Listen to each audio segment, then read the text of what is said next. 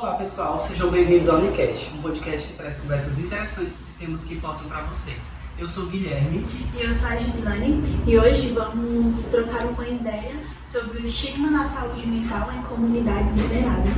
E para isso trouxemos um profissional da área. Então fica aí que o Unicast já vai começar.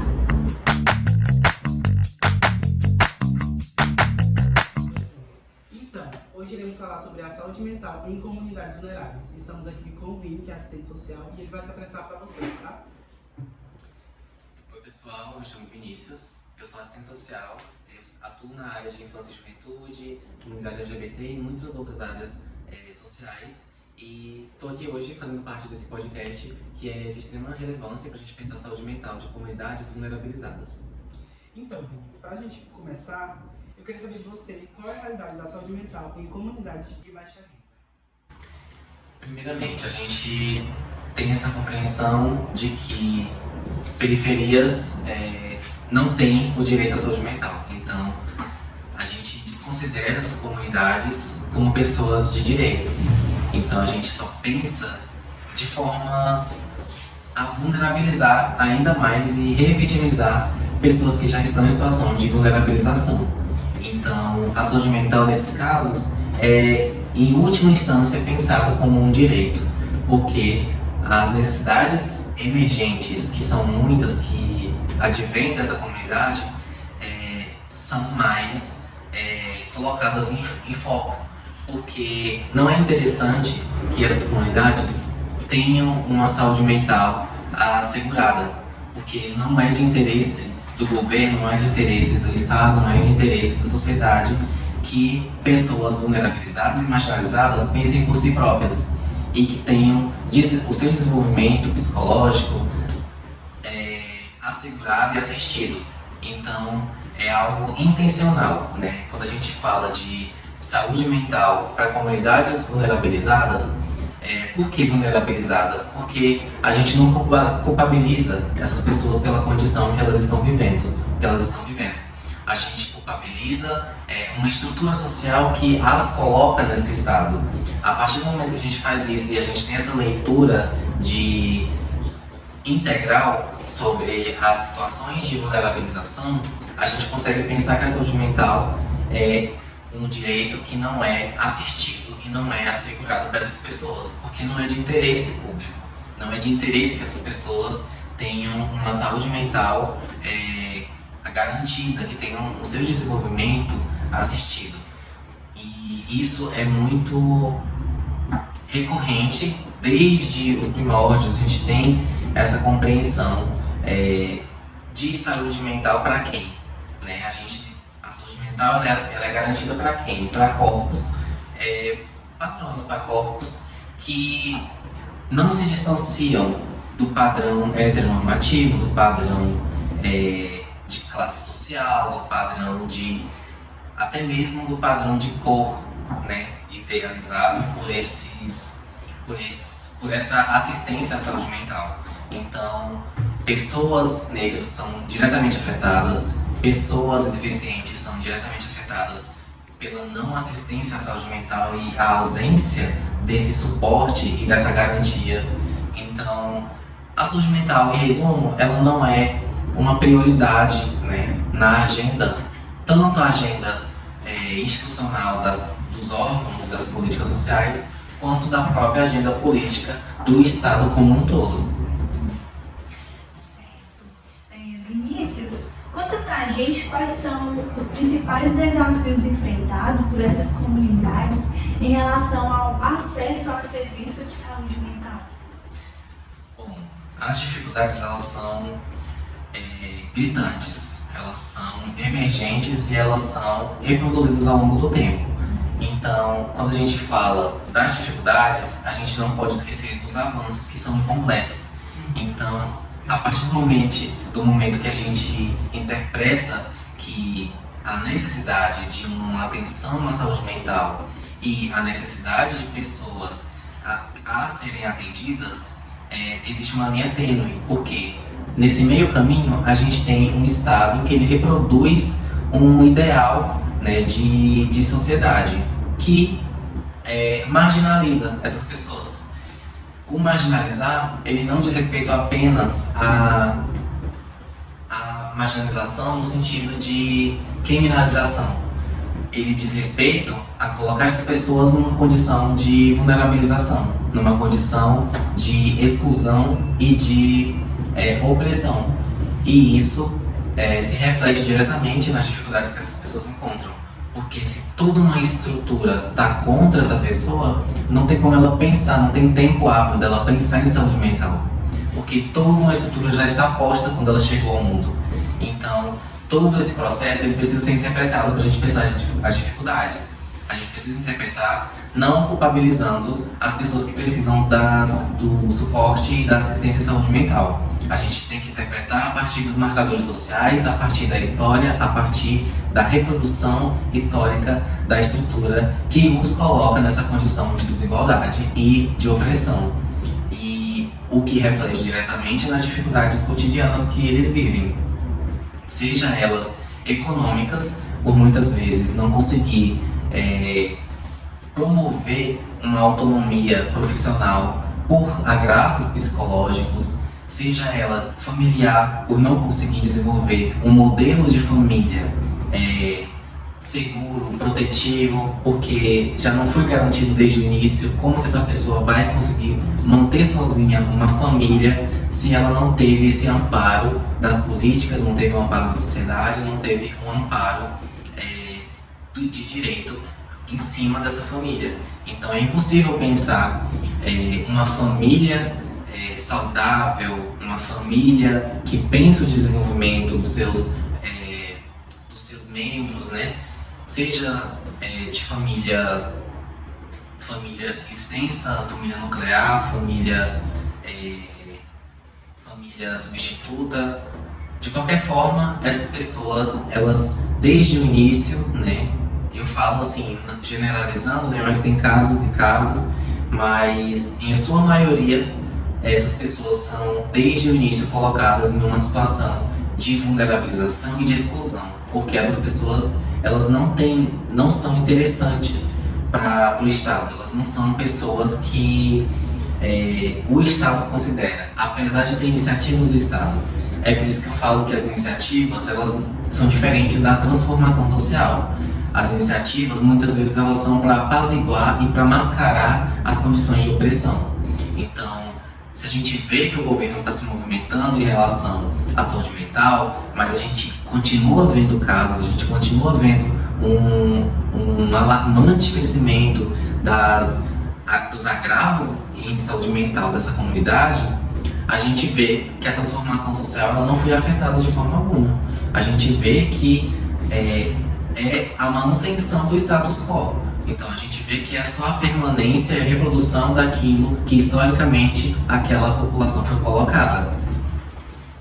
Certo, Vitor. Então, falando um pouco sobre impactos psicológicos, para o pessoal conseguir entender mais, eu queria que você citasse alguns problemas psicológicos enfrentados por moradores de periferia e baixa renda.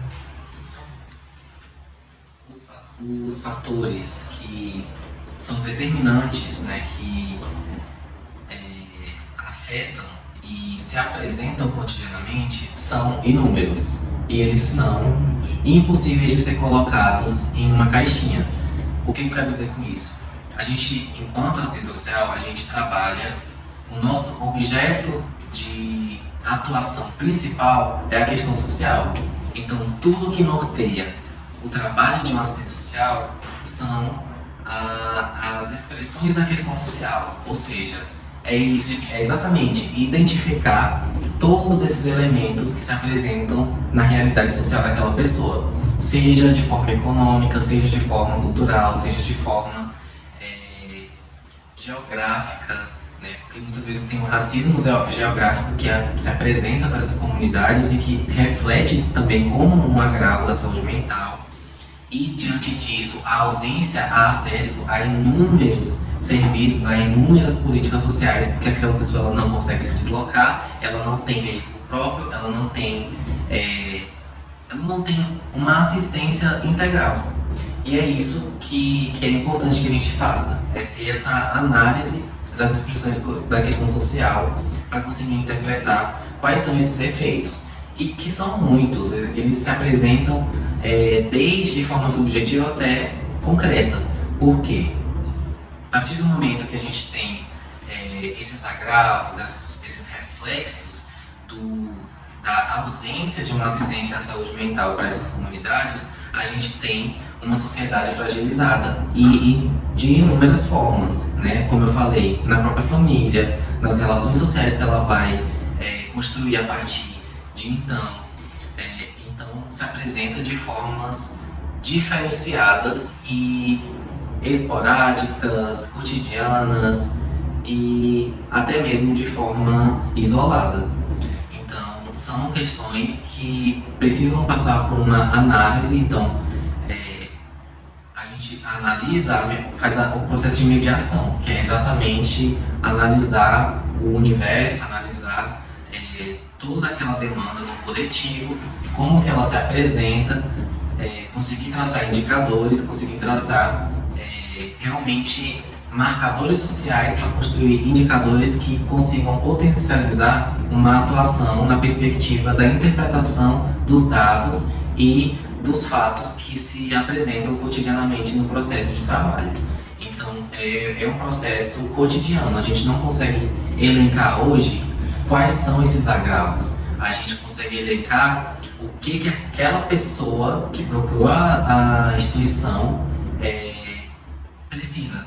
Então a gente precisa ter inicialmente, né, claro, precisa ter esse olhar direcionado em relação às expressões da questão social, mas é claro, não esquecendo da coletividade, do universo, que é onde aquela pessoa, da onde aquela pessoa veio, que é o meio que ela estava inserida, se a casa dela tem condições de manter uma família, se aquela pessoa recebe algum benefício, se ela exerce alguma função, se ela tem algum trabalho, se o trabalho dela é fragilizado, se ela enfrenta algum processo de violação de direitos, se ela está passando por algum processo de medida protetiva, por exemplo, que muitos casos acontecem isso, da gente ter famílias que estão passando por processos de medidas protetivas e que já é um processo de revitimização da família. E a partir do momento que ela busca a instituição, ela não quer ser revitimizada novamente, ela quer ser assistida, ela quer ser ouvida, ela quer ser atendida de forma integral. Então é extremamente necessário que os profissionais, a equipe multidisciplinar atuante nesses espaços, ela consiga fazer essa interpretação e fazer essa análise sociocultural, histórica e integral das demandas que surgem, que são muitas e são impossíveis de colocar e enumerar quais são elas. Claro que a gente pode prever, a gente consegue traçar um universo, a gente consegue traçar um panorama, mas a gente não consegue colocar numa caixinha, porque é muito mais complexo, demanda uma análise mais complexa e mais fundamentada, de forma teórica e metodológica. Certo. Entrando um pouco mais a fundo sobre os impactos psicológicos, Vinícius, você poderia nos explicar como a violência institucional, física, moral, insegurança e falta de recursos afetam a saúde mental dessas comunidades? Como eu falei, a violência ela se apresenta de várias formas. E a violência ela tem efeitos imediatos ou a longo prazo. Então a gente consegue observar que as violências enfrentadas por essa comunidade, que a ausência de recursos, que também é uma forma de violência, porque a partir do momento que você não tem um orçamento público, um amparo de recurso para que aquela política seja conduzida, né, da forma necessária, isso apresenta uma violação, porque é previsto, é necessário, é uma demanda, ou seja, as violências são muitas, elas se apresentam e elas atingem diretamente a psique dos próprios usuários que atendem, que precisam ser atendidos por essas políticas, assim como pelos próprios profissionais atuantes nas políticas e em outras instituições também. E aí a gente tem reflexos dessas violências das mais variadas formas e que além de tudo, ela não se apresenta só de forma isolada. Essas violências, elas chegam para a sociedade. Então, se a gente tem um trabalho integral que preconiza o direito, que busca exterminar qualquer tipo de violência, de opressão, a gente consegue ver esse trabalho sendo refletido na sociedade no geral. Então, não pode ser uma atuação isolada. Não é porque aquela pessoa veio com uma demanda que nunca veio antes na instituição que ela vai ser esquecida. Não, muitas outras pessoas estão passando por uma coisa semelhante ou que vai demandar um olhar semelhante ao que foi feito com ela antes. E isso é extremamente necessário para que a cultura das políticas sociais sejam mantidas na perspectiva do direito e na perspectiva do desenvolvimento integral da saúde mental dessas pessoas.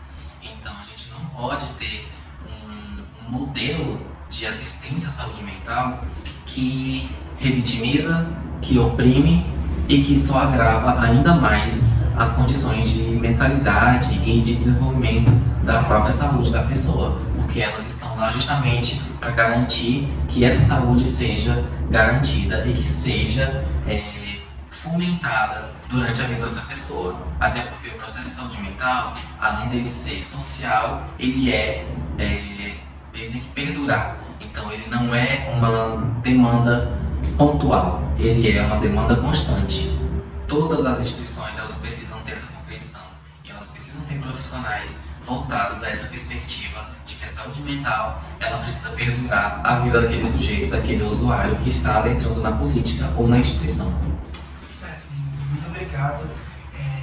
Trazendo mais para o contexto comunitário, para a questão das pessoas que vivem em vulnerabilidade, como que a psicologia comunitária pode ser uma ferramenta eficaz?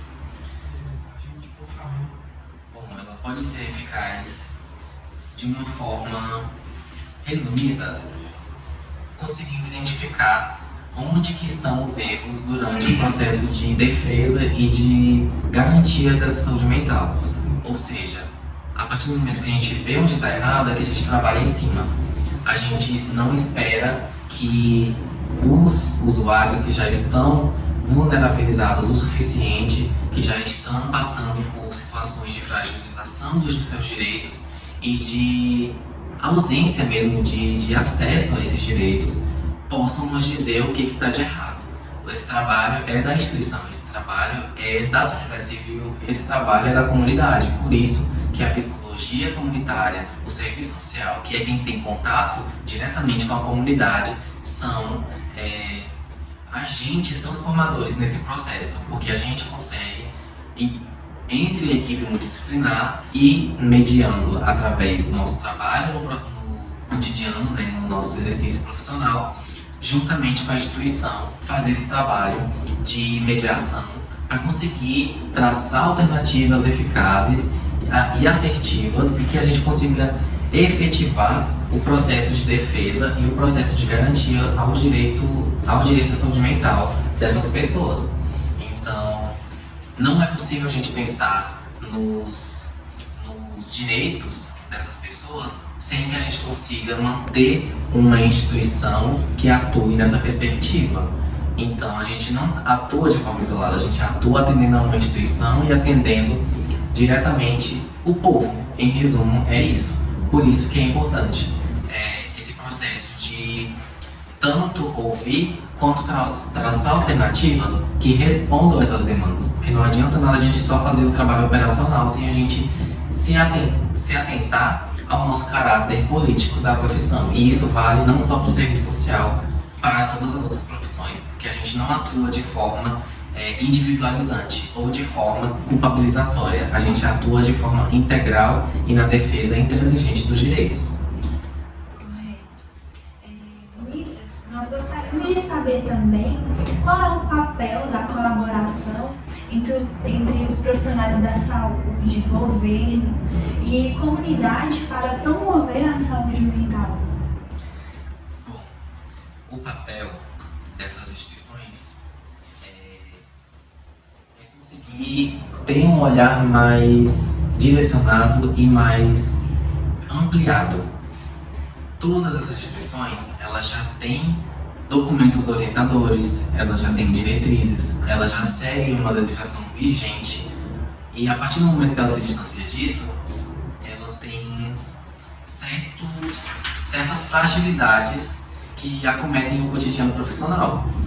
Logo, a atuação ela precisa seguir esses parâmetros, essas normativas, essas resoluções, diretrizes. Tudo isso é extremamente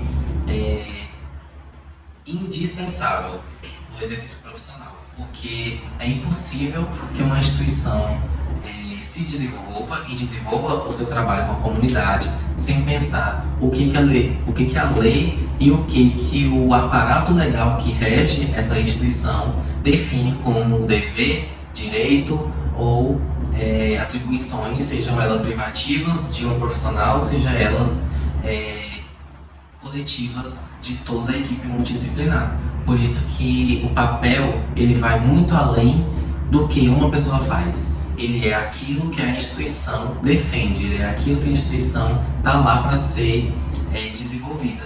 Então, a partir do momento que a gente segue determinadas normas, determinadas diretrizes, claro que vão haver exceções, vão haver situações que fogem da norma, mas o principal não pode ser deixado de lado, que é a defesa dos direitos, o que as instituições devem priorizar, porque estão trabalhando com pessoas e sujeitos de direitos, e sujeitos que levam demandas que precisam de um olhar e de uma atuação assertiva e que assegure esses direitos, porque a violação de direitos ela não pode ocorrer na instituição, que é onde precisa ser atendida.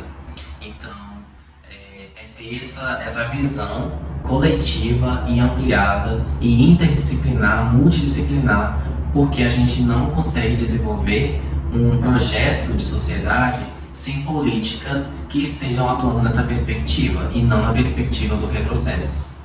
Certo, Vini, muito obrigado por sanar nossas dúvidas. E eu vou abrir um espaço para você deixar uma mensagem para os nossos ouvintes de um tema, sobre o tema, algo que você gostaria de deixar para eles como algo, foco principal, para as pessoas que talvez não tenham norte, não compreenderam muito do assunto, algo para eles guardarem, né? A gente já tem muitas informações, conseguimos sanar nossas dúvidas, mas para eles, para vocês que estão aí, gente, eu quero deixar uma mensagem para vocês, tá? Bom, para mim, a primeira coisa que sempre norteia a minha atuação é a interpretação da realidade social de forma integral. E isso significa você, em resumo, olhar para o outro de forma completa. Você não olhar para o outro de forma a rotular, de forma a colocar essa pessoa num estereótipo e você trabalhar em cima disso e acabar ocorrendo diversos problemas, diversas situações de fragilização, de marginalização e de perpetuação da ausência de direitos dessa pessoa. Então, o primeiro passo é ter essa atuação, e quando eu falo atuação, não necessariamente só profissionais, eu falo do papel de todo mundo na sociedade, seja a sociedade civil, seja o Estado, seja as políticas sociais, seja a família, todo mundo está envolvido no processo de saúde mental, porque a saúde mental ela é coletiva, ela não é individualizante. E a partir do momento que a gente tem esse olhar, a gente consegue traçar alternativas que atendam de fato de forma completa esse sujeito. A gente não faz um trabalho pela metade, em resumo. A gente faz um trabalho que consegue traçar a contextualização daquela demanda, o desenvolvimento daquele sujeito durante o atendimento daquela demanda e as respostas e alternativas que foram oportunizadas a partir desse olhar completo e totalizante da demanda que foi trazida. E claro, não esquecer do processo de defesa intransigente dos direitos, apesar de tudo, e claro, do papel de toda a comunidade na defesa e outra coisa, não esquecer de reivindicar esses direitos, porque muitas vezes ele é posto pela legislação, mas ele não é assegurado no cotidiano, e isso cabe a nós ficar no pé buscando e incentivando e realmente tensionando as políticas para que elas atuem nessa perspectiva e que não seja uma perspectiva excludente ou desigual. E é isso. Eu espero que a gente consiga traçar um cotidiano mais revolucionário. Quando eu falo revolucionário, é identificar o que precisa ser melhorado e melhorado para todo mundo, porque a defesa da saúde mental, da assistência à saúde mental é para todos, não é para uma pessoa só, e é para sempre. Certo. Tá aí, né, a mensagem principal do nosso podcast, do Unicast, né? E, Vinícius, eu gostaria de agradecer, né, a sua presença, a sua participação, né, aqui na Unicast. Muito obrigada. É isso. Gente, um convite para vocês. Deixem suas experiências, algo que vocês viveram, que marcaram a vida em relação à psicologia, ao acesso à saúde mental, em comunidades periféricas, né? Nós vivemos já essa realidade. Deixe aí, compartilhe com um amigo, porque o tema é muito importante e eu acredito que vai agir de uma forma transformadora na vida de vocês. Muito obrigado e até o próximo.